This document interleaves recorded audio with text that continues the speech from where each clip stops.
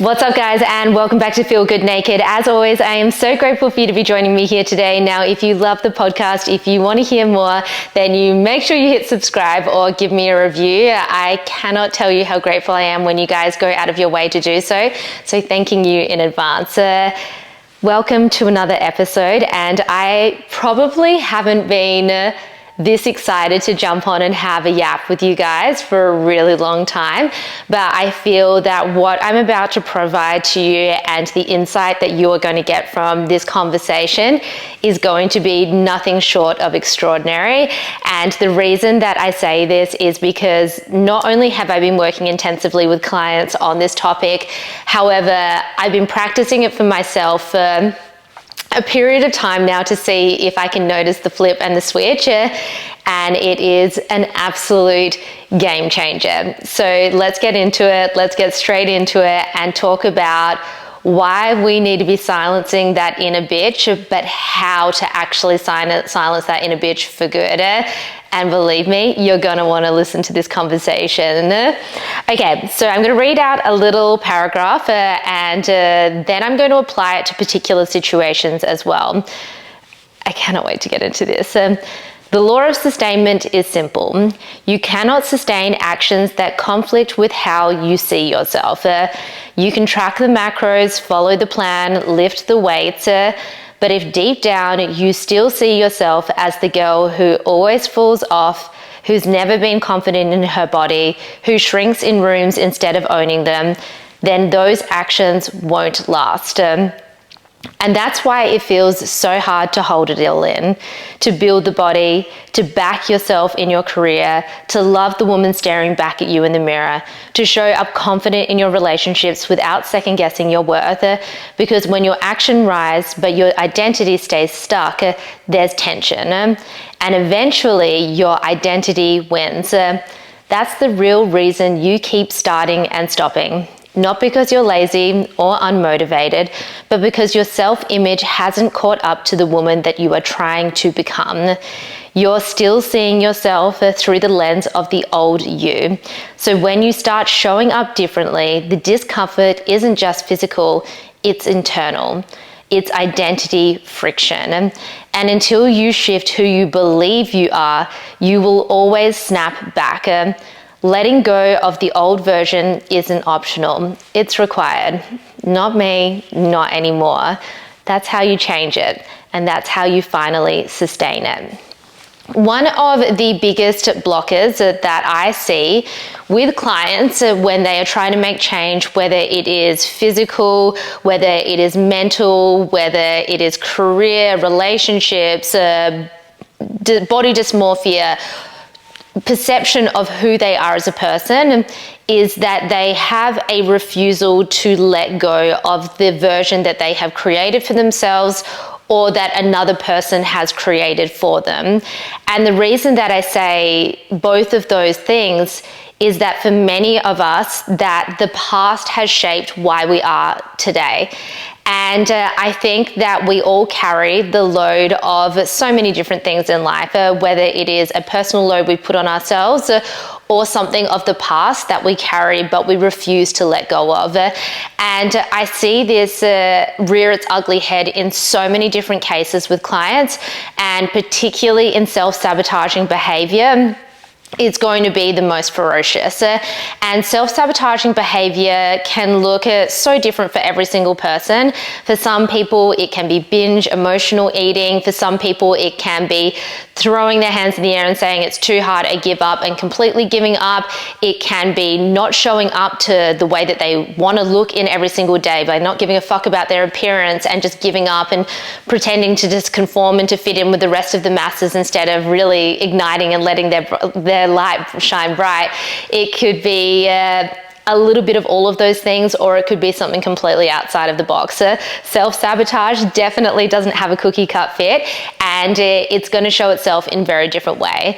And one of the biggest conversations I've had with clients of late is a perception of self-image and the negative inner bitch conversation that goes on. And for so many of us, so many females, so hard on ourselves, so mean, absolutely wild with the thoughts that we say. And I think it's easy to say, well, would you say it to your best friend? Would you ever say that to your best friend? And for most women, they will think, absolutely not. I would never say that to my best friend. But the problem is, they're not their best friend to themselves, so why would they treat themselves in that capacity?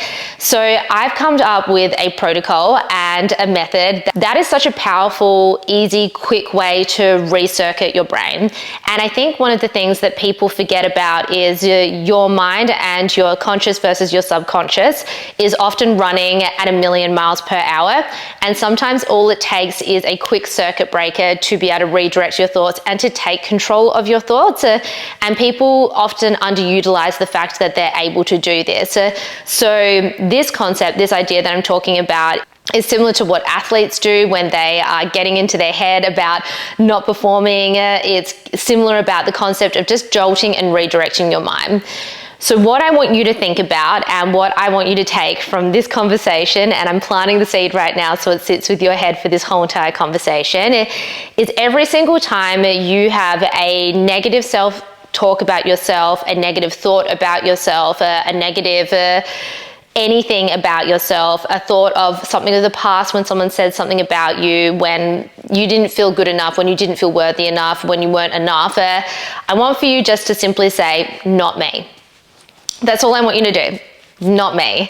And when you find yourself going into doing self-sabotaging behaviors or potentially derailing from what your greater vision is, I want for you to stop for a second, and I know it's really hard to pump the brakes and say, not me. Just not me. And maybe it's stopping yourself in the kitchen for reaching for the candy bar instead of making yourself a healthy meal. Or maybe it is not snoozing the alarm. But the not me concept is removing the idea that you are that person. And that is what is at the core root of all of this. When you remove the idea that you are not the version of self that you have painted this picture of, you are going to be stepping into the person that you actually can become. And we so often hear people talking about future you, stepping into your highest power, becoming your highest version of self, becoming your best version of self. To become that version of self, you have to let go of the identity that you have created for yourself, or somebody has assisted in creating that version of you. And that's the only way that you're going to achieve the things that you want in life. That's the only way that you are going to have the breakthroughs that you want to have in life, is by removing the concept that you are that version of the self, not me, not anymore, and stepping into the place of what you want to be. One of the best things that I can recommend for you with this as well, if you're a really visual person, is have an idea of a person that you really, really aspire to be. Someone that is a role model, someone who is in a position of where you would like to be. And when you're saying you're not me and you're not yourself in that moment, replace it with what that version would do. And when we're working towards what we want to achieve in life, I'm not telling you that you don't have to be your authentic self and to try and be anybody else, but I'm telling you that if you are trying to unlock a new level in life and trying to become a different person, you need to be able to use creative reference, inspiration, and motivation to be able to do it. What would that person do in the kitchen? What would that person do when their alarm went off in the morning? What would that person do when they didn't feel like doing the work? And you keep on replacing it. And the muscle and the mind is the most incredible thing. It's like putty, and you can keep on reworking it. And if you've read all of Dr. Joe Dispenza's work, then you'll understand the power of recreating new neural networks and creating new pathways of your brain. This is just taking out the hardcore scientific concepts and just making it really way easier and way more practical in every single day.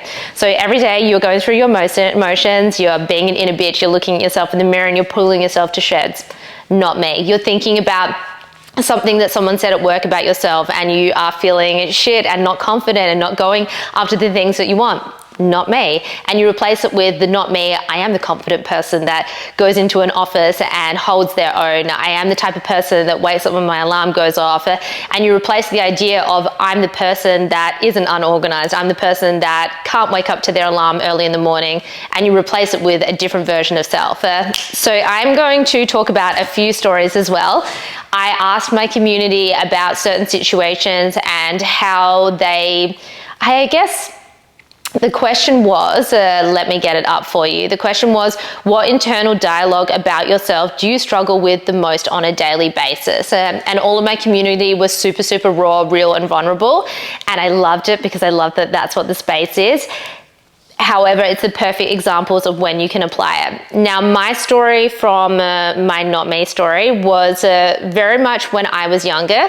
I very much established core roots with, I guess, body dysmorphia and hating the body that I was in. And I think I was like around 15, and I was going to one of the first parties I'd ever been to, like bigger parties, gatherings, you might say, and was so excited. My mum went and bought me a new dress. My sisters did my makeup and my hair, and I felt amazing. And the dress was one of those dresses that was fitted at the top, just under the bust, and then puffed out. So it was very much, for my age and everything, it was perfect. And I felt divine. I felt like an absolute princess. And when I walked into the party and felt so confident, felt so incredible, one of the boys, who I think I had a crush on at the time, probably, came up to me and was talking to me, and he was like, "You look pregnant in that dress." And I can still remember little Henny when that moment happened and how it felt. And it was like my whole world had come crumbling in. And I don't think I'd really been so aware about my body at that time. And I just remember feeling like the smallest human in the whole entire planet. And obviously, when you're a kid and you're at that age, you're not thinking about, oh, my dress is really puffed out, he's just a young kid just making a stupid comment, maybe he's teasing me because he likes me. You're not thinking about any of those things. You're just thinking about how unworthy you are, how embarrassed you are about your body, and how awful you feel about in yourself. And I carried it for years. I carried for my whole life the negative self-talk about my stomach from that period, because that's when I became really aware of, like, oh, maybe my stomach is fat, maybe I am fat. And even when I was a coach and I was 45 kilos and I was the leanest I'd ever been in life, I still looked at myself in the mirror and I still pulled myself apart about my stomach not looking a certain way, and for it having rolls on it, even though there was no body fat percentage whatsoever. And I still carried that for such a long period of time. And I think when you're running away from those thoughts and you're saying to yourself, don't think that about yourself, don't think about yourself, would you say that to your kind friend? It almost makes it feel almost worse, because I don't want to be talking about myself. I don't want to feel this way. I don't want to feel good about it. Like, I want to feel good about my body, and I want to feel amazing about me. So I think when you have that and when you push it in, as soon as you're looking at yourself in the mirror and you find yourself catching yourself looking at your stomach, you say, not me. I don't speak to myself that way. I don't look at myself and tear myself apart. I love my body.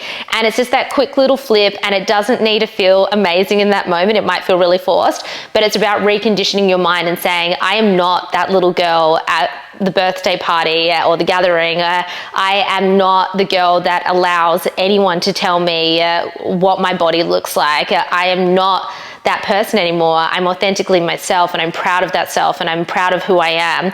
And you're pushing it back with all of that positive reinforcement. Not me, not anymore. I'm not that version of self, and I refuse to ever be that version of self again. And I think the more you do it, the more you repeat it, and the more you get with it and really lean into doing it in the little micro moments throughout the day, the easier it becomes. And then you realize, I'm not that 15-year-old girl anymore. I'm not that version of self that I've been carrying for such a long period of time, and I don't need to be. Now, I'm going to go through a couple of my other clients' ones, and I'm going to say their stories and then how we'd apply the not me. I'm not going to say their names though. I was always the polite one, the easy to be around girl, the one who smiled and agreed and made sure everyone was comfortable, even if I wasn't. I started believing that people only liked me because I was nice, not because I was worthy of being chosen. That belief seeped into friendships, relationships, business. Even when people did choose me, I didn't trust it. I stayed small, I undervalued myself, I underchanged. But I've started catching the belief now. I've started asking, what if the real me is the one who people would love even more? So now when the old story surfaces, I say, not me. I don't shrink to be liked. I lead from my truth. Now, taking my client stories and then I'm applying the not me and what I would say in a situation. So if you're listening to this story, then this is what your new narrative is going to be.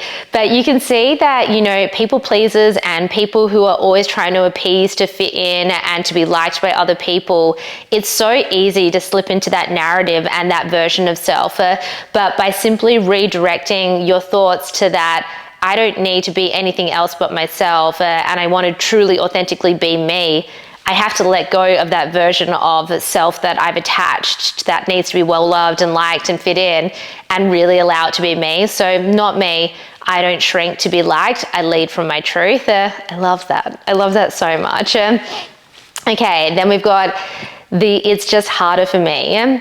I told myself I wasn't built like other women, that I wasn't lucky with weight loss or consistency with results. So every time I fell off track, I'd spiral, pity party, excuses, and a big binge to seal the deal. But the truth is, it wasn't the plan that failed me. It was me not respecting my own word. That's the shift I've made. I don't need the perfect conditions. I need to back myself. Now, every day I show up, I build proof, and when that old victim voice tries to sneak in, I cut into the root. Not me. I am not a woman who breaks her own promises anymore. And I think that that's a really, really key one for a lot of you guys, is that a lot of people will question, I want confidence, I want to build my confidence, how do I do it? You build confidence by committing to promises to yourself and actually following through on them. And trust is the hardest thing to earn, and it's the easiest thing to break. But if you constantly start making promises to yourself and you constantly start letting yourself down and you betray those promises and you slip into that old mindset of who you once were or carry that version of self, you are never going to be a confident person. So like my client, I think it's holding your word, carrying your word, and when you find that old victim voice coming in and sneaking in and wanting to try to pull you down again, not me. I'm not that version anymore. Okay, the next one. I was the one in the friend group who never got the boyfriend. I wore glasses. I got teased for having big calves. I was not pretty enough girl. And I carried that into adulthood, into how I dressed, into every time I doubted if I belonged. I needed people to validate me before I'd feel worthy. But validation is borrowed confidence, and I got tired of renting. Now I remind myself daily, not me. I don't need to be picked. I already chose myself. I fucking love this so much. And I think that validation, when you actually start to validate yourself and you don't depend on social media or your spouse or your friends or colleagues or anybody else to validate your worth, and you're able to internally validate, life is going to change in a completely different way. Because when you're able to truly validate yourself and look at yourself in the mirror and say, I don't need to be picked, like I don't need to be the coolest, the prettiest, the smartest, or whatever society says that I should be, and I choose to put myself first, that's a heart moment. That's an absolute amazing moment. Okay, the body shame voice. I've been war with myself for as long as I can remember. Teenage bullies made comments about my arms, my cellulite, my weight, and then came the relationships that reinforced it. Subtle jabs, silence, disapproval. Even when I lost weight, I still didn't feel good enough. But here's the thing. I've realized that those people weren't seeing me. They were projecting them. I've started doing the work, therapy, coaching, mindset, and I'm starting to reclaim my body. Not because it changed, but because my standards did. So when that old voice creeps in, I meet it with, not me. I will never let someone else's insecurity define how I feel in my skin again. You know, this one is actually a really, really common one. And even from my story at the start about someone else's insecurity or somebody else projecting, I even had a client that I was working with the other day that was talking about one of the biggest reasons that she was insecure about her body was from an ex-partner, and when they were in a fight together, him poking her in the stomach and calling her certain names and things, and how she had carried that for such an extended period of time. And when I said at the start about it's either from your own creation of insecurities or own creation of version of self, or it's inflicted by somebody else. I think for a lot of us, a lot of the wounds that we're carrying is from infliction from other people, whether that is partners, whether that is relationships, with friendships, with family, whoever it is. But I think that for you to really fall in love with who you are, you have to be able to do this sort of thing. You have to be able to hear the old voice creep in, acknowledge the voice, apply not me, and then really fighting for it. I think that's a real key part of it. And for instance, saying, I will never let someone else's insecurity define how I feel about my skin again. That's where you really attach a powerful statement with a reinforcement. And whether that's a powerful statement and then you reinforce it with the version of self that you want to do or something like that, completely up to you. Okay, let's have a look. I'm going to say a lot of them are about bodies, and particularly for females that are listening to this, which is majority of my audience, it's mostly the body that holds you guys back from what you want to do in life. And I've definitely felt that myself, 100%. I have felt that in particularly the industry that I'm in, where it is so dictated on what your body looks, what your body fat percentage is, do you have cellulite, do you not have cellulite? It's a dog-eat-dog world out there. So I think if you're feeling not good in your body and you're listening to this conversation, I hope you find peace from understanding that there are so many women going through the exact same things that you are. They're feeling the same way that they are for their bodies, but in different ways, but the same method still applies. Okay, well, we'll do one more. I have so many of them and incredibly insane. Okay, I was with my husband for 20 years. One day he just left, just moved out, no big fight, no closure. My mum had just died and he never checked in, never reached out. For 2 years, I pulled myself apart, wondering what did I do wrong. Replaying every conversation, I convinced myself I must have been too much or not enough. But eventually I realized his silence isn't my shame to carry. His behavior was about him, not me. So when that old question sneaks in, was I the problem? I answer, not me. I don't take blame for someone else's inability to love. Oh, I could literally cry about that one. I feel for so many women, and I have been in the relationship before where you're not enough for somebody and you never feel worthy and you never feel good about yourself. And the load that carries in life is such a heavy load to carry. And I don't think any person should ever carry that. And I want to tell any person who is carrying the load of, I don't feel enough, I don't feel worthy, I do not feel that I can be loved, that you are so worthy and so deserving of being loved and cared for and treated with so much respect, that you are the one in an absolute million, that if you are feeling that way in any relationship at the moment, to fight to get out of it and to fight for your future, but most of all to be able to look at yourself in the mirror and say, that's not me, that's them. That's a deflection of their own things. You can't control what other people are thinking. You can't control people in life. You can't control what you choose to show up and do. Okay, I've got 2 more that I'm going to share with you. The gaslit girlfriend. He called me emotional, overreactive, too intense. He'd twist the truth until I was apologizing for asking questions he didn't want to answer. I learned to doubt my gut, to tiptoe around the truth. By the time he left, I didn't trust my own thoughts anymore. But what I've learned is this: gaslighting only works when you're disconnected from yourself. So now I listen to my body, I trust my instincts, I honor my truth. And when that little voice says, maybe it was your fault, I shut it down with not me.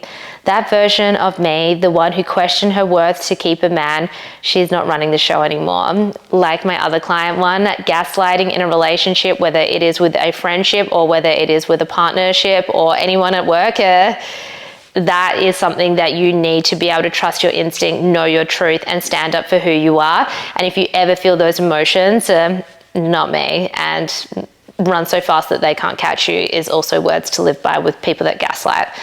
Okay, I'm gonna do one more. The girl in the office who was never seen. I worked harder than anyone in that place, but somehow I was always overlooked. The louder, more confident women got praise. The ones who played politics got promoted. And I started to believe maybe I just wasn't leadership material. I shrank myself, held back my ideas, stayed safe, but staying safe never got me seen. So now I speak louder. I take up space. I own what I bring. And when that inner critic whispers, don't say too much, I look her in the eye and say, not me. I wasn't made to be small just like the others I wasn't made to be small just to make others feel comfortable. I think for a lot of females in the workplace, they feel like this, and I think that it is obviously a greater conversation about particularly female and male balance in a workplace, but also female and female in a workplace, that it stems from a place of wanting to fit in and to be liked and well received, that often women will stay silent in the workplace instead of standing up for what they believe in. And I want any woman who's listening to this to know their worth and to know that if you've got something to say in the workplace, that you should have the autonomy to do so. And if you feel that you are holding yourself back because you are the girl that was rejected in high school, or someone told them that they were too much before, or they were too loud, or they were too opinionated, to look at yourself in the mirror and say, not me, that you are not that version anymore, and you are the woman that stands up for what they believe in and is completely passionate in their conviction. So I hope that some of these little case scenarios have given I guess a point of relatability for you guys. I think that one of the big things that I want to bring into the podcast, because I deal and work with so many incredible women, I think that obviously social media doesn't see probably the extent of how hands-on I am with clients, but I work deeply with clients and women, and voice memos, video messages, whatever they need, written messages, in working through these concepts and ideas. And I wanted to come up with a simple way to facilitate and help women to snap their thoughts and to redirect. And I think it's really important in life.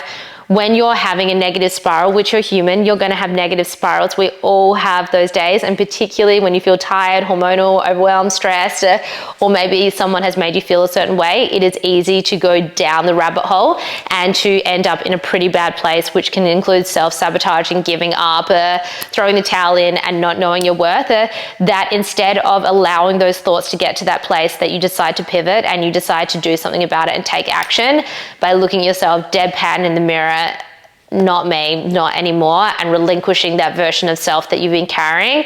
You don't have to be the same person you were 5 minutes ago, 5 years, 10 years, 15 years. You can become whoever you want to be in life. You can be the most empowering, inspiring, incredible person, but you are never going to be that person if you keep on carrying the baggage of the past and you keep on making yourself in your mind a vision of a past version of self. You are getting in the way of you. You are the only person that can get out of the way of being in your way of yourself, and that takes the micro moments. It doesn't take a monumental, I wake up and I'm a completely different person. It takes in the moment of weakness, in the times when you're tired and overwhelmed and stressed, that you want to revert back to comfort and you want to be the little 15-year-old girl at the party, or the person in the toxic relationship or in the workplace. You want to retreat to that place because it's a safe place, that you choose to fight and you choose to show up to become that version of self that you so desperately know that you deserve to be, and you fight and you fucking fight strong for it, because you know that you can be that person, and life is going to unfold in a very different way. Guys, thank you so much for joining me on this podcast. I really, really hope you enjoyed this episode. Sneak peek, little preview, the next Feel Good Naked challenge is completely anchored off of this concept and idea, which excites me beyond words to be working intensively with clients on it and what I've created for the next challenge. Game changer, absolutely game changer. But that's enough yapping from me. Go out, do great things, be kind to other people. Look at yourself in the mirror today and say, not me. Look at yourself in the mirror again when that inner bitch is going absolutely feral, and say, not me, not anymore. Guys, as always, thank you for joining me. Let's do this out, shall we, honeys? Yoo-hoo.